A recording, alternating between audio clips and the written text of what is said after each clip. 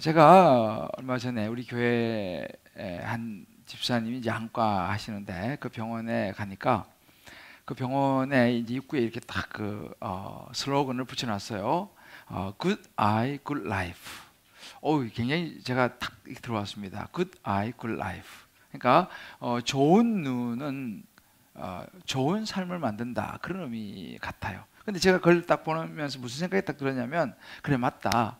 하나님을 향하여 good eye, 좋은 정말 눈을 가지고 우리 영안이 열리면 good life, 우리의 삶이 정말 더 좋아지겠구나라는 생각이 들면서 저와 여러분 모두가 하나님을 향한 good eye 그리고 good life로 나아가시기를 주님의 이름으로 축복합니다.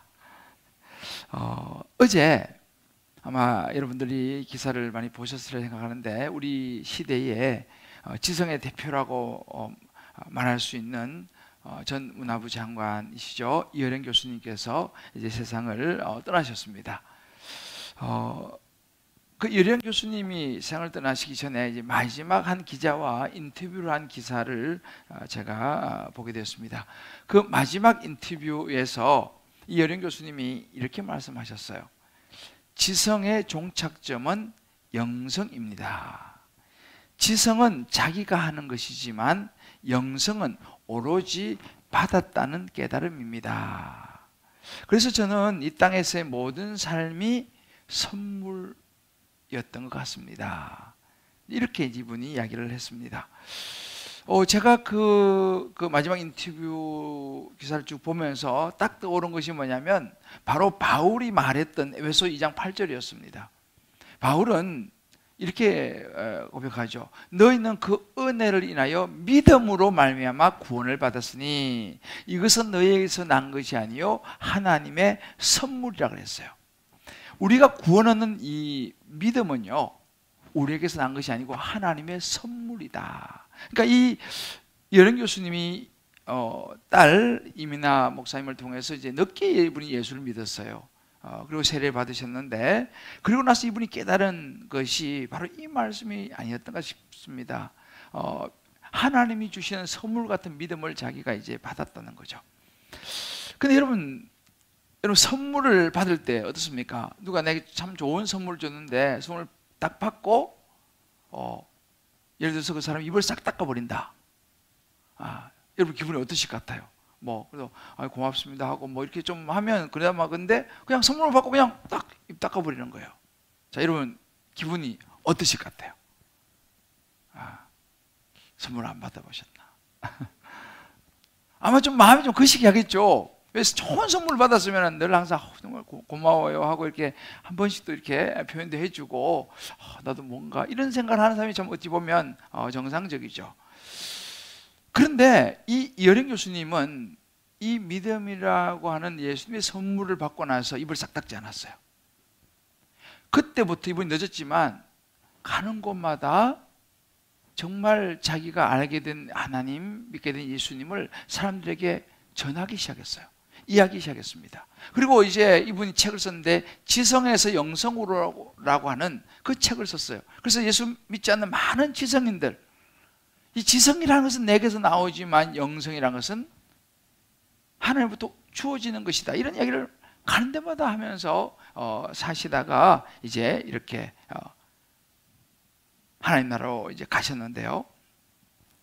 오늘 바울이 말하는 것이 바로 그 부분과 일맥상통하는 부분이라고 저는 생각을 합니다. 여러분, 우리가 신앙생활을 시작하고 예수 믿고 이제 구원을 받았습니다. 이제 우리는 예수 믿어가지고, 예수 믿으면 이제 영원한 생명 얻고 천국을 가지 않습니까? 그래서 나는 이제 예수 믿고 영원한 생명 얻고 천국 가게 됐어요. 참 좋아요. 그러니까 좋습니다. 영원한 생명이라고 하는 선물을 우리는 받았어요, 그죠? 그런데 거기까지 입을 싹 닦아버리는 거예요. 나 예수만 믿고 그냥 나 천국 가게 됐으니까 좋다. 만약에 입장을 바꿔놓고 생각한다면 하나님 마음이 어떠실까요? 그래서 바울은 이렇게 말하는 거예요.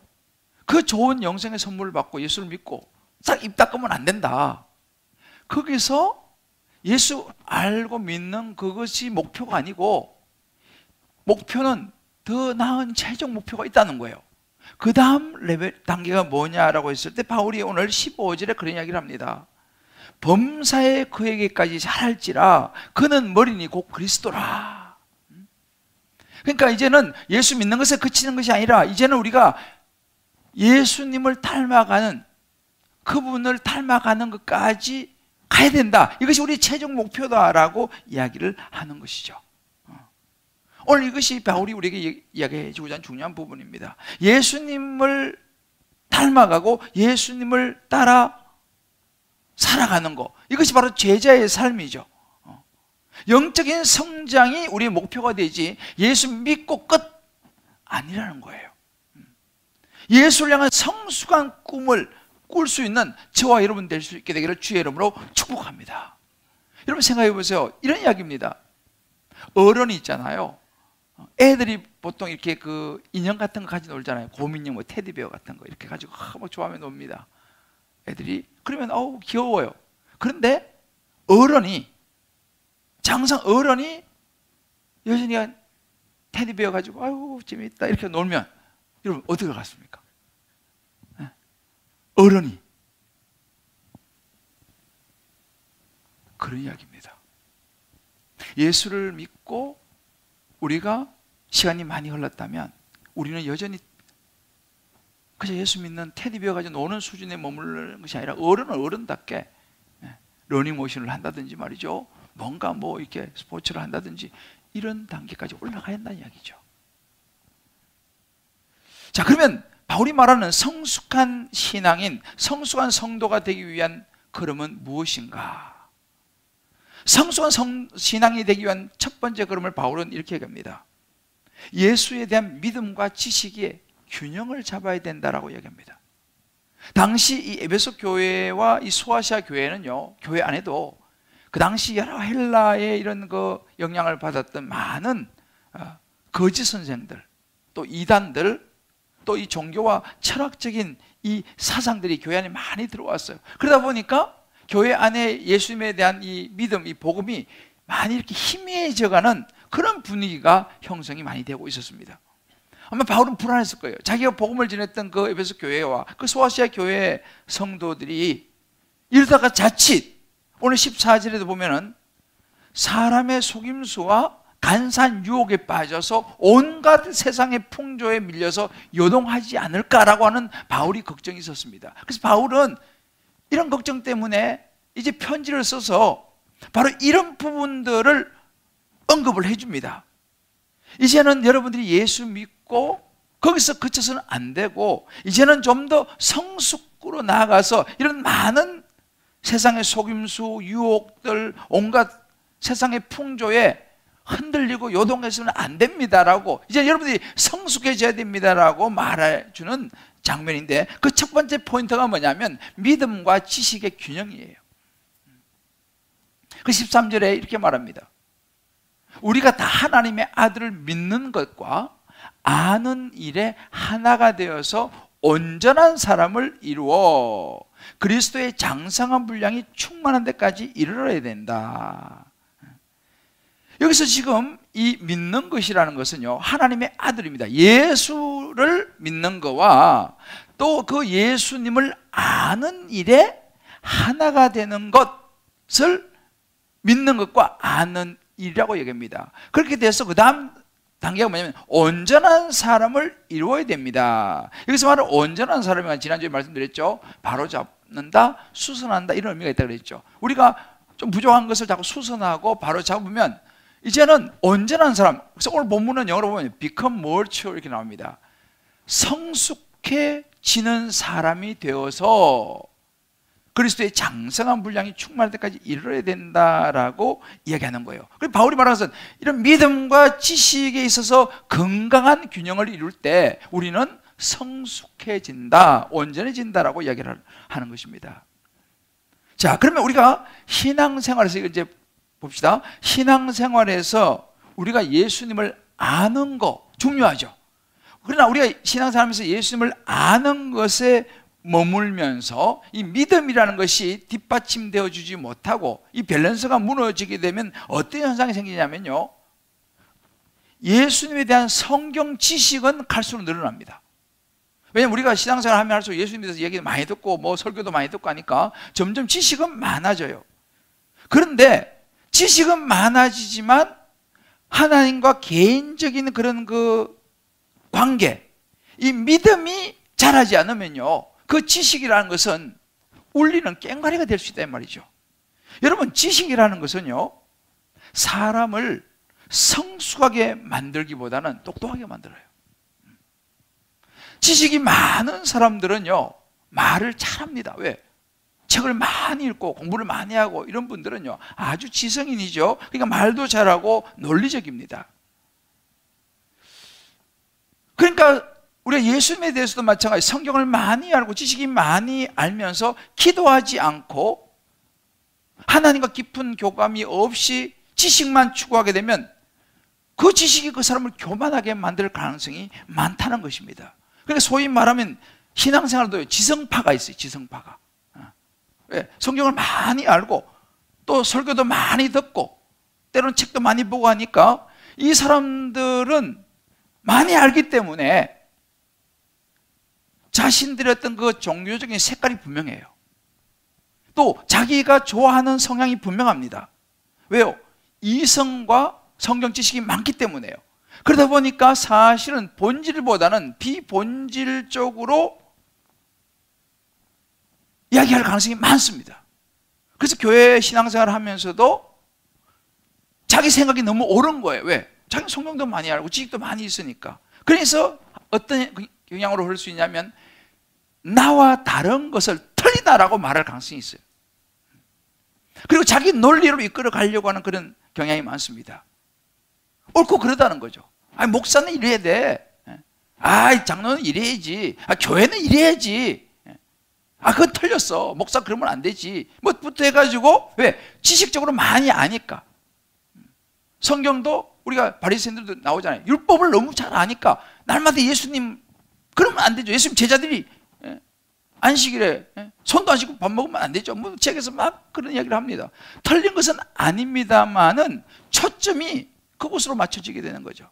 그래서 우리가 사도행전 20장 30절을 보면 이렇게 얘기합니다. 여러분 중에서도 제자들을 끌어 자기를 따르게 하려고 어그러진 말을 하는 사람들이 일어날 줄을 내가 아노라 그랬어요.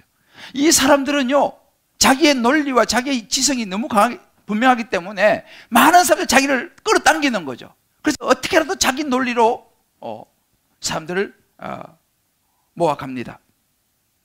자, 필요하고 좋은 것이지만 그쪽으로 흐를 수 있다는 사실입니다. 반대도 있습니다.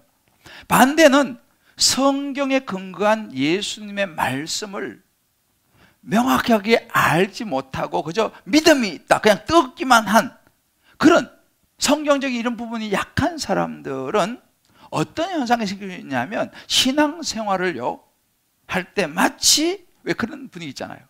아, 우리 이번에 복날이니까 우리 다 모여 가서 삼계탕 먹읍시다. 뭐 이런 분위기 있잖아요. 분위기 참 좋지 않습니까? 이제 그런 분위기로 이제 끌어가는 거죠. 우샤우샤 해가지고 하나님 말씀에 근거해서 신앙이 성장해야 되는데 어떤 분위기 중심으로 가게 되고 또 이렇게 되면 이제 어떤 이 현상이 생기냐면요. 자칫하면 산상수훈에 나오는 예수님이 가르치신 팔복보다는 기복적으로 흐를 가능성이 많아요. 그러면 예수 복 받는 거야. 예수 믿으면 병 낫는 거지. 예수 믿으면 이제 아들이 대학 합격한다니까. 이런 믿음 쪽으로 이제 가는 거예요. 어쩌면 이렇게 성경에 근거하지 않은 뭐 그 자체가 나쁜 건 아닙니다만은 어떤 복에 뭐 병 낫고 복 받고 뭐 잘 되고 이제 이런 쪽으로 분위기 좋고 이제 이런 쪽으로 흘러가다 보게 되니까 정말 중요한 복음의 핵심을 또 놓치게 되는 거예요. 자, 그러면 이 양쪽 이 둘의 공통점이 뭔지 아세요? 이 두 양쪽의 이 지성적인 지식적인 아는 거에 집중한 또 반대로 그냥 믿는 거, 그냥 번놓고 믿는 거 이쪽으로 이렇게 치우치게 되면 공통점이 뭐냐면요. 이런 사람에서 교회를 오래 다니고 신앙생활을 한 횟수가 오래일 가능성이 많습니다. 그런데 문제는 뭐냐? 성숙이 없습니다. 뿌리가 약해요. 그래서 삼계탕 먹다가 말 잘못해서 막 서로 삐져가지고 막 교회도 안 나오고 말이죠. 분위기 좋다가, 왜? 분위기 좋을 때는 분위기로 가니까 분위기 안 좋으면 그냥 깨져버려요. 믿음에 대한 부분도 마찬가지죠. 우리 애가 붙어야 되는데 떨어져 버렸어. 뭐지고? 방황하기 시작하는 것이죠. 뿌리가 얕다는 거예요. 왜요? 하나님과 깊은 교제의 성숙이, 복음이 확실하지 않으니까 그렇게 흔들려 버릴 수 있다는 사실입니다. 여러분, 우리가 알아야 돼요. 신앙생활 하면서요, 예수 그리스도 외에는 우리가 집중하지 않게 되시기를 주의 이름으로 축복합니다. 예수님에게 집중해야 돼요.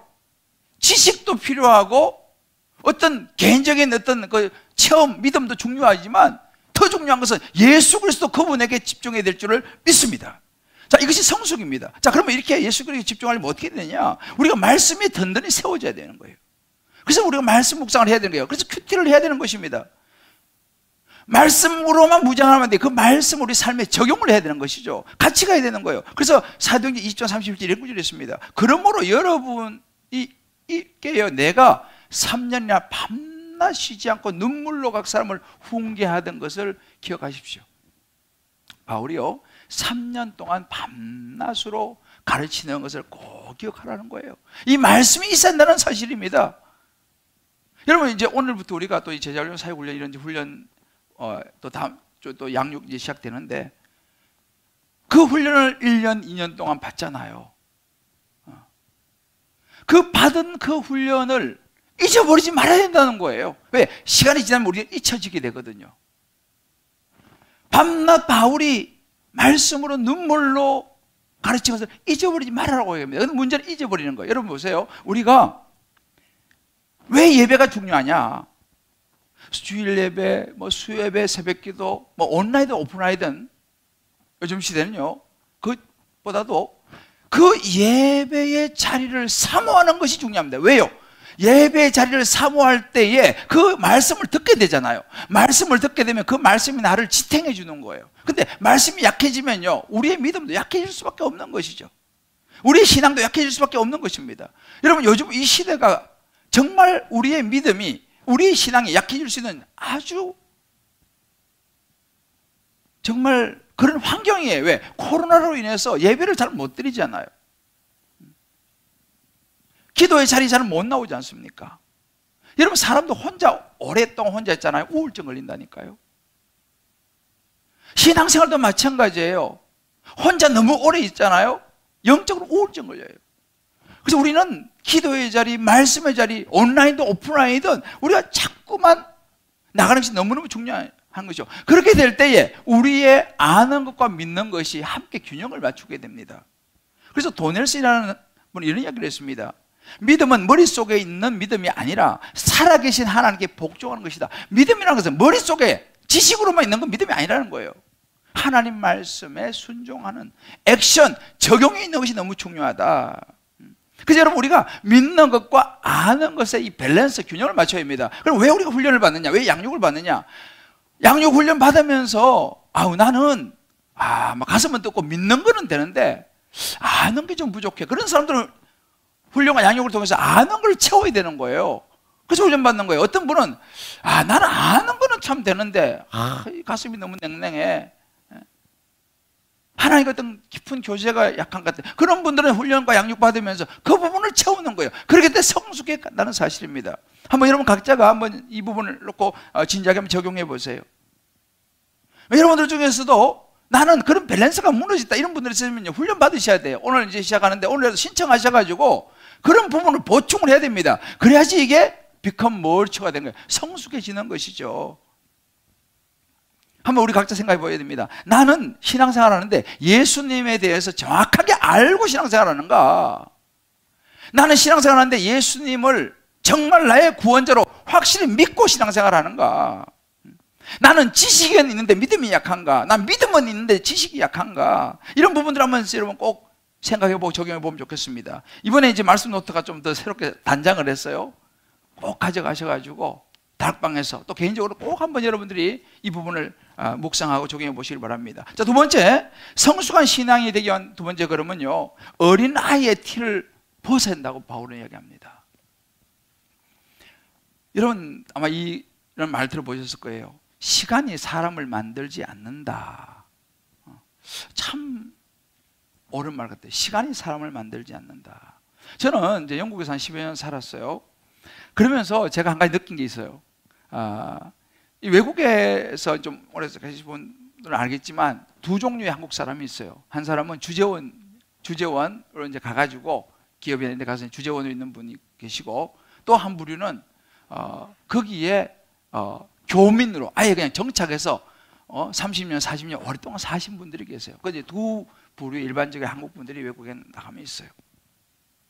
그런데 여러분 외국에 뭐 영국 같은 경우는 한 30년, 40년 이렇게 오래 사신 분들이 계시거든요. 그분들이 여러분들 다 하나같이 영어를 잘할까요? 그 제가 보니까 오래 사셔가지고 소통은 뭐 큰 부담은 없어요. 뭐 소통은 잘 돼요. 그런데 생각보다 영어를 주로 한국말을 하고 사시더라고. 이 말은 뭐냐면 30년, 40년 살아도 영어를 배우지 않으면 소통 정도는 되는데 영어를 잘하지 못하더라고요. 마찬가지입니다. 교회를 오래 다녔다고 해서 하나님을 잘 알까요? 모태신앙으로 태어났다고, 모태신앙으로 태어나서 자랐다고 해서 예수를 정말 잘 믿고 잘 알까요? 아마 여기도 모태신앙 계실 거예요. 그 제가 보니까 저는 모태신앙은 아닙니다만, 어릴 때부터 저는 교회 다녔습니다만, 모태신앙임에도 불구하고 예수님을 잘 모르는 분들이 생각보다 많더라는 거예요. 심지어 목회자의 자녀임에도 불구하고 또 예수를 잘 모르는 경우도 들어있는 것을 제가 보았습니다. 이 말은 무슨 이야기입니까? 성숙이라는 것은 시간이 지나면 저절로 되는 게 아니라는 거예요. 신앙도 믿음도 시간이 지나면 저절로 자라는 것이 아니라는 사실이죠. 그래서 우리가 신앙생활의 목표를 이제는 교회 다니는 것에서 예수를 더 깊이 알아가고 성숙해 가는 곳으로 옮겨가야 될 줄을 믿습니다. 여러분 학교에 다니는 목적이 뭐예요? 학교 다니는 것이 목적이 아니잖아요. 학교 다니면서 거기서 적절한 교육을 받아가지고 이제는 어른으로 성장해 가는 것이 목적이지 않습니까? 그러니까 이것을 두 개로 보면요, 우리는요 서바이벌을 하는 사람이 있고요, 머처 하는 사람이 있어요. 그냥 생존을 하는 사람이, 생존이 목표인 사람이 있고, 어떤 사람은 성숙해 가는 것을 목표로 삼는 사람이 있어요. 신앙도 마찬가지입니다. 그래서 그냥 교회 다니는 거 신앙생활의 명목을 유지하는 서바이벌의 신앙생활이 있고, 아니라 이제는 내가 예수님을 닮아가는 머처로 성숙해 가는 이것이 목표인 사람도 있다는 사실이죠. 오늘 본문의 이야기가 바로 그런 이야기예요. 오늘 14절을 보게 되면요, 이는 우리가 이제부터 어린아이가 되지 아니하여 라고 나옵니다. 어린아이가 되지 아니하여. 여러분 어린아이의 특징이 뭐예요? 우리 아이들은 어른들보다는 좀 더 겸손하고 좀 순진한 부분은 있습니다만은 어린아이들은요 어른들에 비해서 뿌리가 약해요. 그리고 어떤 그 방향 감각이라든지 이런 그 세상을 보는 그런 감각이 아무래도 약합니다. 그러다 보니까 실수도 많이 하고요, 또 쉽게 잘 쏘가 넘어가기도 해요. 왜? 세상 물정을 잘 모르니까. 그러다 보니까 어린아이들은 아무래도 불안정하죠. 그래서 부모가 항상 애들하고 같이 다니려고 그러지 않습니까? 파도에 배가 막 흔들리듯이 어린아이들의 마음은 자기가 자기 마음을 잘 몰라요. 막 헷갈려요. 또 막 확신도 막 맞다 그러다가 또 막 또 돌아서면 아닌 것 같은데. 여러분들이 왜 예전에 보면 골목 같은 데 보면은 그 왜 좀 막 주사위 가지고 이렇게 막 이렇게 뭐 하는 그런 그 옛날 말로 이게 야바이꾼이라 그러는데 그런 사람 가끔 있잖아요. 어릴 때 보면 거기에 어른들이 몰려 있습니까? 애들이 몰려 있습니까? 주로 애들이 몰려 있어요. 근데 가끔씩 어른도 한 명 섞여 있어. 왜요? 겉은 어른인데 마음은 어른이 알 수도 있기 때문에. 왜요? 쉽게 애들은 뭐 보면 우리 보면 뻔한 건데 애들 보면 신기하면서 막 그거 막 쏘가 넘어가요. 어린아이의 특징이 무엇입니까? 어린아이들은요, 자기밖에 몰라요. 하여튼 모든 건 자기 중심이야. 그래서 엄마가 몸이 좀 아프고 막 이렇게 하면은 자기가 그냥 밥이라도 좀 찾아 먹고 이렇게 해야 되는데 그냥 밥 달라고 얘기하는 거예요. 엄마 지금 아파가지고 지금 움직이도 못할 적인데. 애들은요, 자기 욕구 채우는 게 목적이에요. 배고프면 막 무조건 울어. 무조건 울어. 엄마 뭐 상황, 아빠 상황 그런 거 보지 않습니다.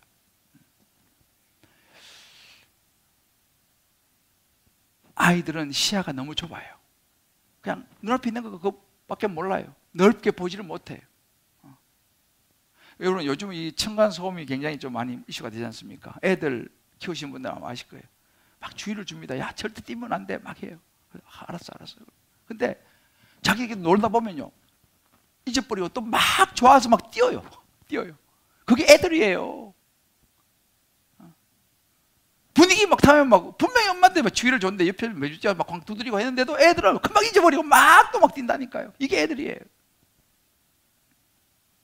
여러분 보세요. 바울이 이야기합니다. 신앙도 마찬가지예요. 어린아이의 신앙이 있다는 거예요. 어린아이의 신앙은 뭐냐면요, 다 자기중심적이라는 거예요. 자기만 하는 거죠.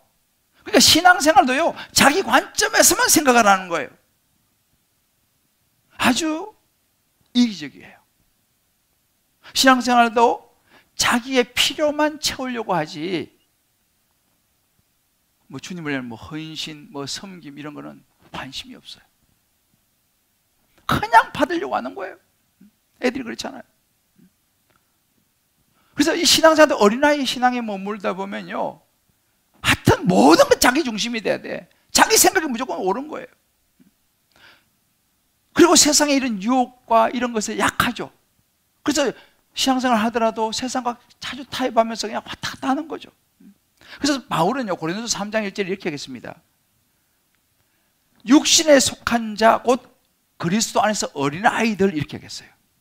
신앙생활과 교회를 오래 다녀도요, 육신에 속한 자는 어린아이들이다 라고 바울이 이야기하는 거예요. 정말 우리 중심에 하나님의 말씀과 하나님에 대한 신뢰가 있으면요, 우리는 쉽게 흔들리지 않아요. 쉽게 상처받지 않아요.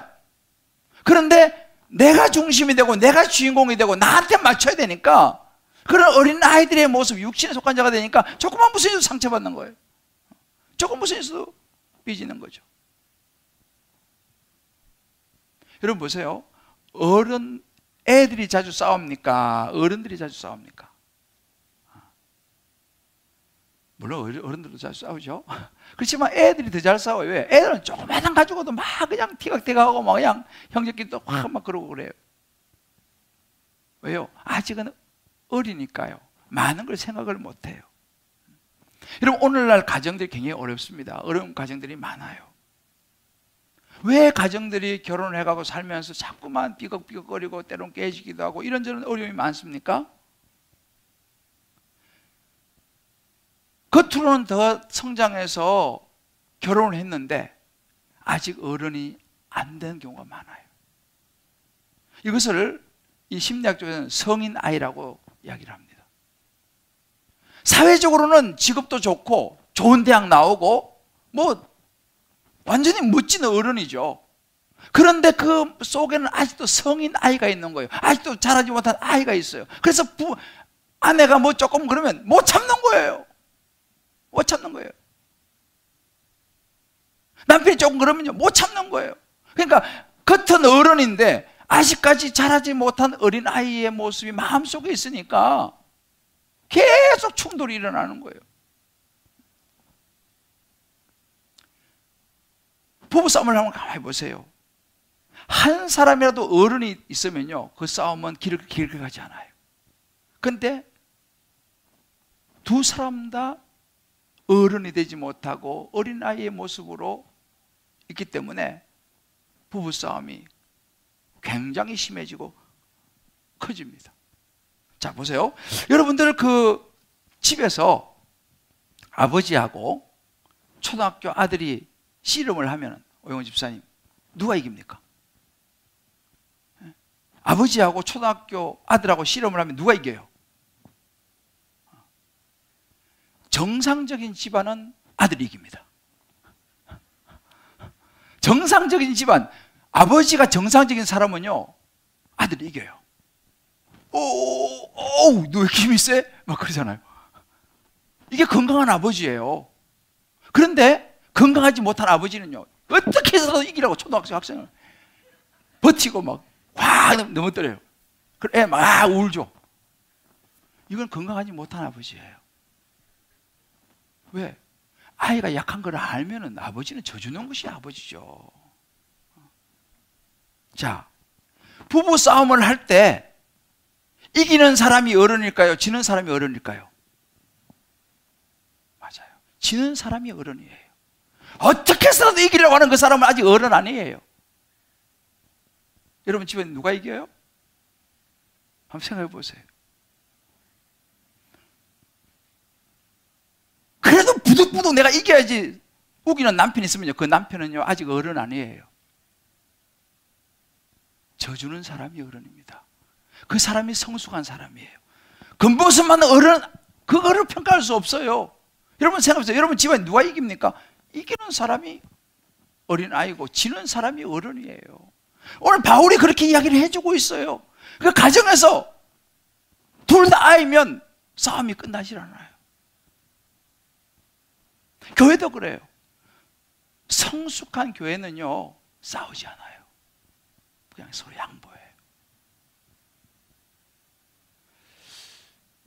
여러분 지금 코로나 상황이에요. 그죠? 참 쉽지 않아요. 누가 성숙한 성도, 교회에서 누가 성숙한 어른일까요? 지금 이런 시기에 우리 교회에 여전히 주차 봉사하신 분들이 있어요. 여전히 교사 봉사하신 분들이 있어요. 안내하시는 분들, 뭐 찬양대 여기 얼마나 불안하겠어요. 그죠? 그런데 여러분요, 아이들은 이거 못해요. 왜? 내 몸에 한 사람 추스르기도 힘드는데 내가 또 이러다가 또 뭐 걸리면 어떻게? 절대 못합니다. 왜? 아이들은 자기밖에 생각을 못하거든요. 어른들은요 봉사를 해요. 왜요? 어른이니까. 교회 성도들을 섬깁니다. 위험한 거 잘 알죠. 그러나 섬깁니다. 어떻게라도 좀 교회 성도들 와서 어떻게 좀이라도 좋게 해줄까? 그거 생각하는 거예요. 왜요? 어른이니까. 그 사람이 성숙한 성도예요. 뭐 목사, 교회 오래 다니고 뭐 장로, 권사, 집사, 그게 성숙한 게 아니고 있잖아요. 상대방을 향하여 배려하고 어려운 자리에 내가 서서 섬기는 그 사람이 어른인 거예요. 그게 성숙한 사람인 거예요. 요즘 뭐 안내하고 뭐 교사 봉사하고 주차 봉사하면서 불안하지 않은 사람이 누가 있겠어요? 안 그렇습니까? 다 불안하지 지금 이런 시대에. 그러나 그걸 넘어서서 내가 그 일을 감당하는 거예요. 이런 목사라고 저절로 성숙해지는 거 아닙니다. 목사라고 저절로 어른이 되는 거 아니에요. 어린아이 특징이 뭐예요? 이게 기가 얇아요. 잘 속아요. 제가 이 기가 얇아요. 다시 한 말 들으면요, 막 진짜 그런 것 같아. 다 맞는 것 같아. 잘 속아요. 제가 또 흥분도 또 잘해요. 제가 또 이런 거 제 안에 있는 아직도 어린아이인 거예요. 겉은 목사인데 그런 부분은 아직도 제가 어린아이인 거예요. 여러분 각자 한번 적용해 보세요. 다락방에서 꼭 한번 나눠보십시오. 아직도 나는 내 안에 버려야 될 어린아이의 모습, 요동치는 그런 신앙의 모습은 아직 내 안에 없는가? 한번 각자가 나눠보세요. 서로도 이야기 좀 해주시고, 내가 정말 내가 잘해야 될 신앙의 이런 부분들, 그래서 장성불량이 충만한 내가 잘해야 될 이런 부분이 어떤 부분인지를 한번 여러분들 각자가 나누시면서 한번 생각해 보시길 바랍니다. 마지막 세 번째는요, 성숙한 신앙이 되기 위해서 사랑 안에 자신을 세우는 것이 중요하다고 바울이 이야기합니다.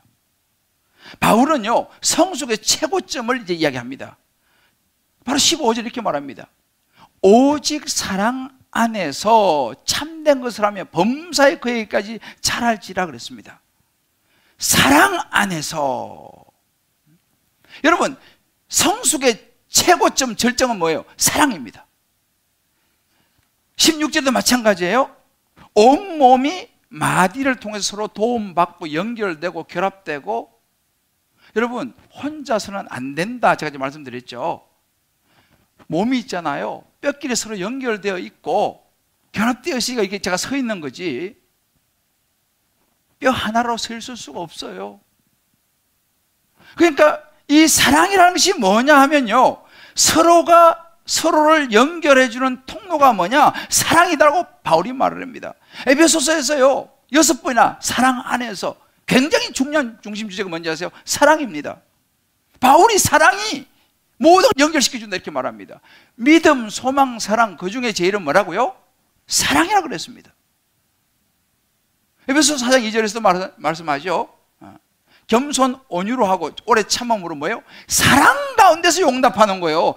사랑이 있어요. 지난번에 이 부분 나눴죠. 사랑이 모든 걸 연결시킨다는 사실입니다. 사랑 안에서 참된 것을 한다는 것은 이 사랑을 유지한다는 의미가 들어있어요. 결국 마지막은 사랑입니다. 천국 가면요, 믿음, 소망은 천국에 필요 없어요. 이 땅에서만 필요한 거지. 천국에서는 사랑이 있죠. 사랑은 영원한, 그래서 영원하다고 이야기하는 거죠. 여러분 보세요. 교회 안에서요 성경 지식이 많고 말씀을 제대로, 나는 말씀을 지켜야 돼, 이런 사람일수록 옳고 그름을 많이 따져요. 그런 경향이 많아요. 그런 사람은 사랑이 부족할 가능성이 많아요. 왜? 날마다 옳고 그름을 따지는 거야. 이건 맞고 틀리고. 그냥 거기에 사랑이 들어갈 데가 없어요.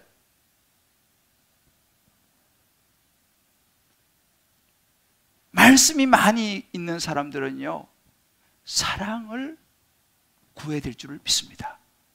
그러나 사실은 이 사랑도 말씀이 없이는 사랑이 들어가질 않아요. 말씀 위에 서야지 이 사랑도 되는 거거든요. 정말 사랑이 내 안에 충만하면요 돼요. 섬기는 거 됩니다. 링컨이라고 하는 학자는 이렇게 얘기했어요. 사랑은 교회의 성숙을 평가하는 판단의 기준이라고 그랬어요. 이 교회가 성숙한 교회냐 아니냐 뭘로 판단해요? 이 교회가 사랑으로 서로를 보듬어주고 끌어주고 용납하고 받아주는 모습이 있느냐, 그 교회는 성숙한 교회라는 거예요. 숫자가 뭐 많이 모이고 조금, 그게 아니에요. 사랑이 그 교회 성숙의 기준이다 이 말입니다. 그럼 어떤 목사가 좋은 목사냐? 여러분들 그것도 간단해요. 김대중 목사가 좋은 목사냐 별로냐? 김대중 목사가 얼마나 사랑하느냐를 보시면 돼요. 김대중 목사가 온 성도들을 정말 사랑으로 끌어안고 보살피고 섬기고 그런 모습이 많이 보이면 저는 성숙한 목사인 거고, 아무리 뭐 내가 목사고 막 이래도 사랑이 안 보이면 아직도 저는 모르는 거예요. 왜? 사랑이 결국은 평가 기준이 된다는 사실이에요. 여러분들 신앙생활 믿음이 좋은 남편이 어떤 남편인지 아세요? 믿음이 좋은 아내가 어떤 아내인지 아세요? 믿음이 좋은, 교회를 오래 다니고 신앙생활 오래 하고 그거 가지고 우리가 평가할 수 없어요. 사랑이 있는 아내, 사랑이 있는 남편, 그 사람이 성숙한 사람이에요. 그럼 이 사랑을 어떻게 나타납니까? 남편을 사랑하는 것을 뭘로 우리가 알 수 있어요? 아내를 사랑하는 것을 뭘로 알 수 있어요? 중요한 기준 중에 하나는요, 남편을, 아내를 외롭게 만들면 안 돼요. 사랑은 외로운 게 아니에요. 제가 가끔 이야기하죠. 자, 여기 우리 아내들 대답해 보세요. 맛있는 게 있어요. 옆에 남편하고 아들이 있어요. 누구를 먼저 줘야 되겠어요? 누구를 먼저 줘야겠어요? 말은 남편이라 그러죠. 남편을 줘야 돼. 왜? 아들은 먹을 날이 창창해요. 얘는 젊어 아직까지 먹을 날이 창창해요. 남편은 지금 얼마 안 남아서. 남편을 줘야지. 먹을 것을 먼저 남편에게 줘야죠. 그런데 여러분 어떤, 솔직히 우리 여자분들 누구 먼저 줍니까? 아들 먼저 주지 않아요? 그거 사랑 아니에요. 맛있는 거 있으면 남편을 먼저 줘야지. 말은 남편이라고 그러고 실제로는 자식 먼저 주잖아요, 여러분들. 그러니까 남편이 외로운 거예요. 그러면 시면 안 돼요, 여러분들. 그 사람은 성숙한 사람 아니에요. 맛있는 건 남편을 먼저 주셔야지.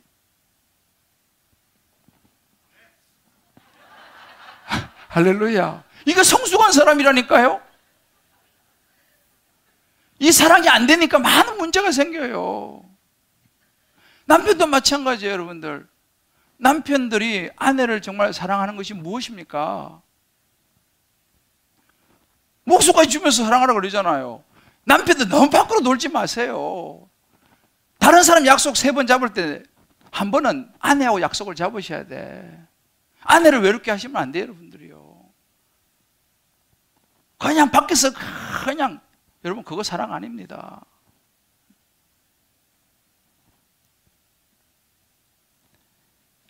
사랑하는 성도 여러분, 우리의 삶의 목표는요,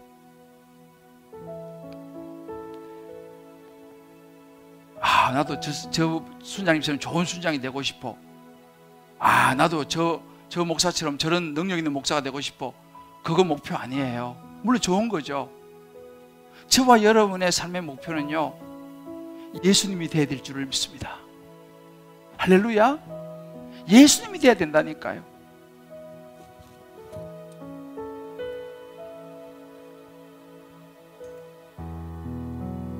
왜 훈련을 받습니까? 왜 양육을 받습니까? 내 욕구 채우려고요. 내 지식적인 욕구 채우려고요. 그건 잘못된 거예요. 공부해서 남 주기 위해서 공부하는 자녀들은 잘 되는 거예요. 남 주려고 공부하니까. 성숙한 사람은요, 남 주기 위해서 공부하고요, 성숙한 사람은요, 섬기기 위해서 내가 양육과 훈련을 받는 거예요. 사랑하기 위해서. 그 사랑이 내게 있고 이 사랑이 조금 내가 커져가느냐, 성숙을 향한 걸음이 내게 있는지를 돌아봐야 돼요.